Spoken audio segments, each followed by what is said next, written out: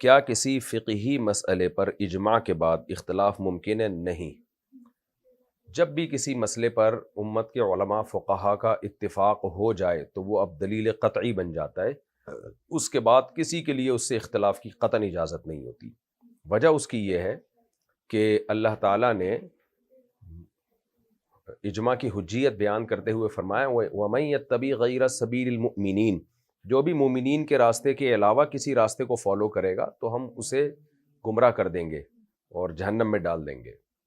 نُوَلِّهِ مَا تَوَلَّى، ہم اس کو جہاں جا رہا ہے جانے دیں گے، یعنی یہ گمراہی کے معنی میں ہے۔ وَنُصْلِهِ جہنم، اور جہنم میں ڈال دیں گے بالآخر۔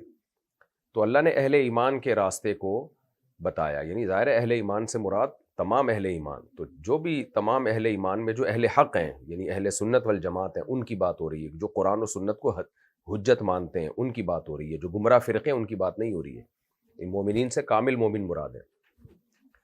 تو جب بھی یہ لوگ کسی بات پہ جمع ہو جائیں گے، ظاہر ہے ان کے علماء صلحاء کا اجماع مراد ہے، عوام کا اجماع مراد نہیں ہوتا۔ تو اللہ کہتے ہیں اس سے انحراف کی کسی کو اجازت نہیں ہے۔ دوسری بات حدیث میں آتا ہے لا تجتمع امتی علی ضلالہ، میری امت گمراہی پہ جمع نہیں ہوگی۔ کیا مطلب؟ کسی بھی زمانے میں جمع نہیں ہو سکتی امت گمراہی پہ۔ تو کوئی بھی ایسا زمانہ آ گیا جس میں اختلافی مسئلہ تھا لیکن سب کا اتفاق ہو گیا اس پہ، تو اب وہ چینجیبل نہیں ہے، اب اس میں اختلاف کی اجازت نہیں ہے، چاہے ماضی میں اختلاف رہا ہو۔ لیکن جب کسی بھی زمانے میں، کیونکہ اگر ہم مان لیں گے نا یہ اتفاق ہوا ہے اور یہ مسئلہ شریعت کے خلاف ہے، تو اس کا مطلب امت گمراہی پہ جمع ہو گئی۔ تو اس لیے جب بھی کسی مسئلے پر ایک دفعہ اتفاق ہو جائے تو اب اس سے اختلاف کی قطعاً کسی کو اجازت نہیں ہے، وہ قطعیت کے حکم میں آ گیا ہے۔